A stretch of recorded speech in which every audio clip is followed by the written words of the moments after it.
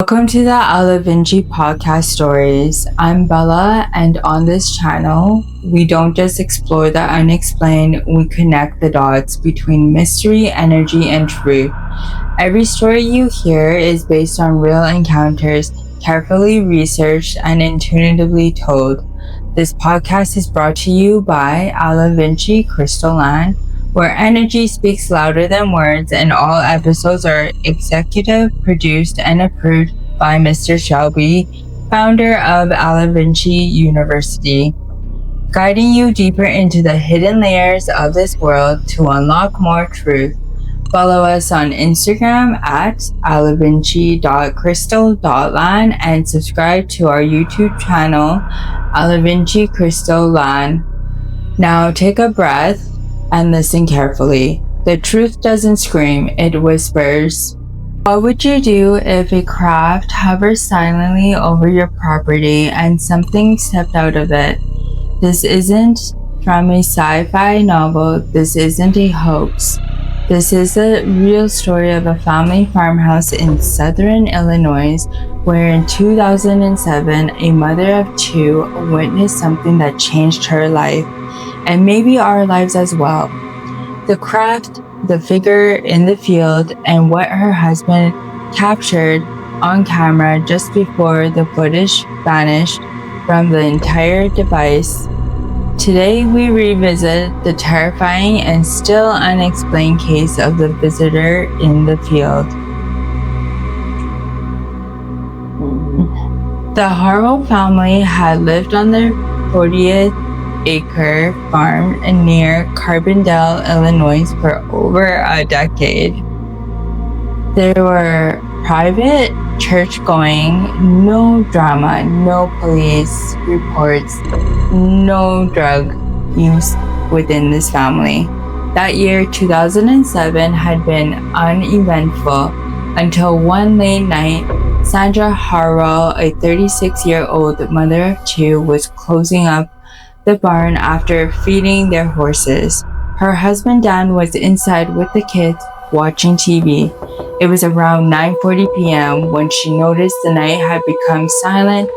No wind, no insects. The horses were still looking out into the field, and then she saw it above the tree line to the north. A glowing orb, not blinking, not flying like a plane, just suspended. She called Dan, but by the time he stepped outside with the family with the camcorder, the orb had moved closer, lower, and brighter. Dan recorded the orb from almost a whole full minute. Sandra kept calling to him to stop filming and to come inside immediately, but he didn't. Then at the edge of the field, something came out of the corn. Not walked, but it glided. Sandra described it as a figure tall, thin, and like a shadow wrapped in light. No face, no arms swinging, but clearly moving towards them. Dan lowered the camera, and the second he did that, the orb flashed once, a blue and white pulse, and vanished. No sound, no wind, just completely gone. The figure also gone. The field was empty, but the house was still frozen, breathing heavy. Back inside, Dan decided to plug in the camcorder into their desktop computer. But when he tried to open the file, there was nothing. The timestamp showed 1 minute 12 seconds recorded, but the screen completely black. He changed the memory card, corrupted. They tried 3 different recovery programs, no success. But the strangest part, the camcorder was still working. It recorded just fine afterwards, just not that night's clip. Sandra posted about it on the paranormal forum. A week later, a man claimed to be an independent investigator showing up at their gate. He knew their names, their address, and told them, "You saw something we can't explain, but I suggest you stop looking." He gave no credentials, left no card, and never to return again. That winter, Sandra began nothing but noticing small flashes of light into the woods. Twice their satellite TV cut out at 9:40 p.m. exactly, and once while bringing groceries inside. She saw footprints in the snow, bare, human-like, but elongated, leading from the woods to the barn and then vanishing. The horses wouldn't go near the north side of the pasture. Their daughter began waking up at night. "Mommy, the glowing man is still at the window again." Dan placed a trail of cameras, caught nothing, only static each time. The Haraway family moved in 2010. To this day, Sandra won't speak on cameras, but her last forum post simply said, "We were not supposed to see it, but we saw it and it saw us." The original camcorder, still in the box, still has the corruption file. So what really happened that night in the field? A craft, a visitor, or a warning? Whatever it was, the horses knew. The cameras failed, and the field still glowing sometimes. Follow at Alivinci podcast for more encounters they don't want you to remember. Narrated by Bella, and this is Alivinci Podcast Stories. What would you do if the night sky turned red and your daughter disappeared from the front yard for 3 full minutes? This isn't a Netflix series. It's not Reddit creepypasta. This is the true story of a young mother in a rural Appalachia who saw something in the sky that no one can explain. And what came with it? The lights, the silence, the strange burns on the grass, and the way her daughter said something that made her blood run cold. Today, we head to Eastern Kentucky, September 2021, a night that changed one family forever. Lena Harwick, 28 years old, had just finished putting her 3-year-old daughter, Mia, to bed when she stepped outside onto the porch of their double-wide trailer. They lived at the edge of the woods right along a slope, locally known as the Devil's Run, a patch of trees that most kids were warned never to enter at night. The air was still, too still. No insects, no wind. Even the cicadas were silent. She looked up, and above the tree line, the sky was glowing red, not like a sunset, not like clouds. It was vibrating, almost like static, but visual. Lena would later say, "It looked like somebody had put a red filter over our reality." She took out her phone, nothing, no signal whatsoever, no GPS location, and then she heard it. A loud clicking sound, like old film reels spinning, followed by a metallic hum. And just beyond the edge of the woods, there was movement, not walking, floating, or shimmering. Lena turned to go inside, but Mia was gone. Lena screamed and ran inside the trailer. Nothing. The front door was still locked. No sign of Mia. She checked the windows. She checked her bedroom. She checked the back doors, and she checked under her bed, like somehow her toddler had teleported there. Panicked, she ran back outside, calling her daughter's name. "Mia, Mia," as her voice crackled over and over again, and then she saw it. Hovering just 50 feet above the trees, a silent disc-like shape, not spinning, not pulsing, just completely still. No sound, no beams, but the red glow came from it, like heat, and under it, a flickering shimmer. Like a mirage on a hot road, 3 minutes passed, according to Lena. She remembers looking at the kitchen clock before and after, and then Mia was standing on the grass, unharmed, quiet, smiling, as she appeared to come out from nowhere. When Lena picked her up, Mia said something that made her drop her phone. Mommy, the lady said that you looked really sad today. Lena never told anyone. She had lost her sister 2 weeks earlier. Not even her boyfriend knew. The next morning, Lena called her sister-in-law, a nurse. They checked Mia. She was healthy. She had no fevers, no bruises whatsoever.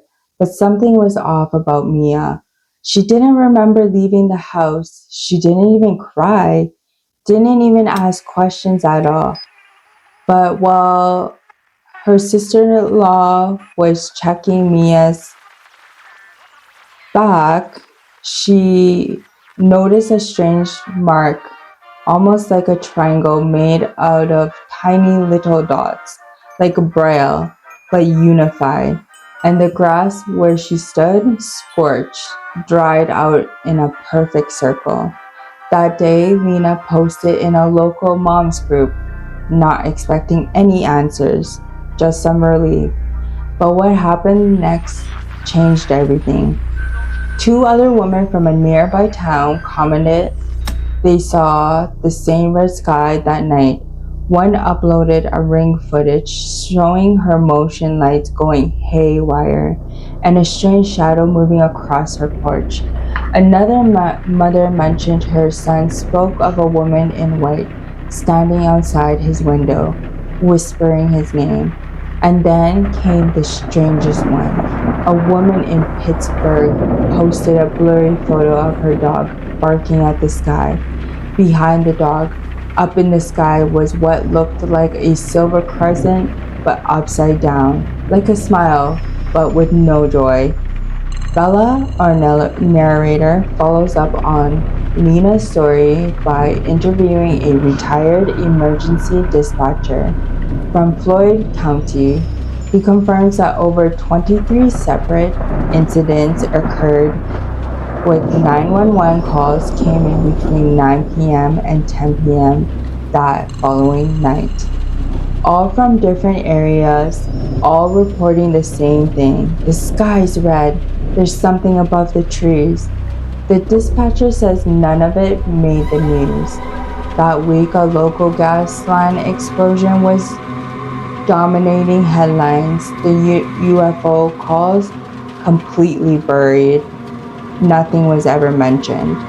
He also had mentioned that the official digital call logs from that night were lost when the station upgraded their servers in earlier 2022.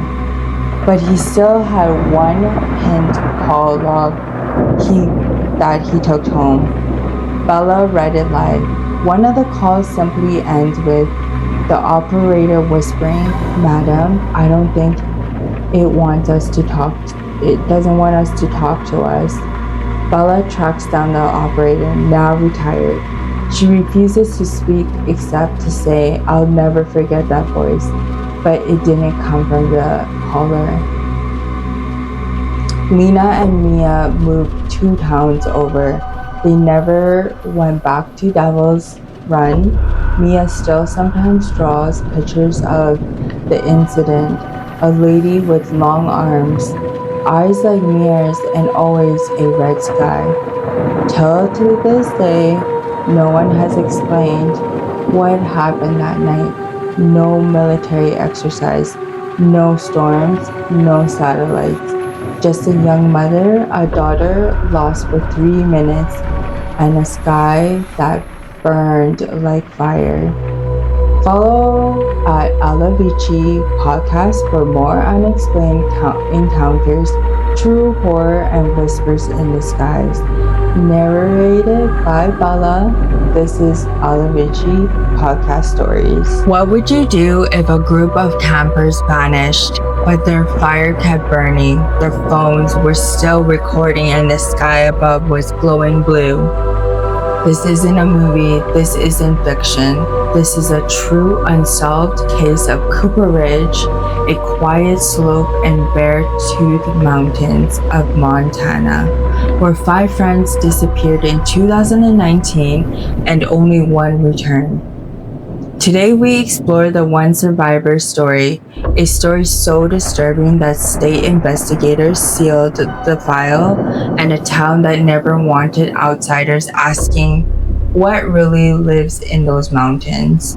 5 college students from Bozeman planned a weekend getaway trip to Cooper Ridge to camp before their semester started. Erin Maddox, 21 years old, was the only girl in the group. She was the only one who ended up surviving. They reached the ridge around 4 p.m. Friday, set up camp, made a fire, started recording videos. Erin was a social media type girl, and she loved to post often. And that following night, she posted a selfie with the caption, "Last trip before real life begins. Wish us luck." Around 10 p.m., her last post was just a shaky video of blue lights in the trees. No one heard from them after that. When she was later found wandering a highway barefoot, the night changed around 10:45 p.m. The fire was still burning. The guys were telling scary stories, but then total silence. No crickets, no wind, no branches, no sign of any wildlife around. And above them, a perfect circle, a light formed in the sky. Not a spotlight, not a drone. Erin said it was like looking at a moon through rippling water, blurry, massive, and quiet. And then the air popped, literally popped, like a pressure dropped. Her friend stood up, frozen, not moving, eyes wide. She turned to grab her phone. It was dead. And then she said, "I woke up on the other side of the road." When Erin was found the next morning by a truck driver 14 miles away from camp, she was so confused. She had bare foot and was burnt badly despite the night from the temperatures from the sun. She kept repeating, "They're still there, but not the same." A search and rescue team returned to Copper Ridge. They found the campsite untouched. Tents were zipped up. The campfire was still glowing. Backpacks were still inside, and one phone was still recording with 8 minutes of audio. No voices heard, just complete static. Then a high-pitched hum, and at the very end, a deep voice, not words, just a sound like breathing too close to the mic. The story eventually made local news for 1 week, then it vanished. The Forest Service denied any unusual activity. The police said they found no evidence or foul play, and the other 4 campers, they're still missing. Erin was placed under psychiatric care. She doesn't do interviews, but her father spoke once saying, "She won't go near those trees. She can't even sleep without a light." And she said sometimes she still sees the blue circle on the ceiling or in her dreams.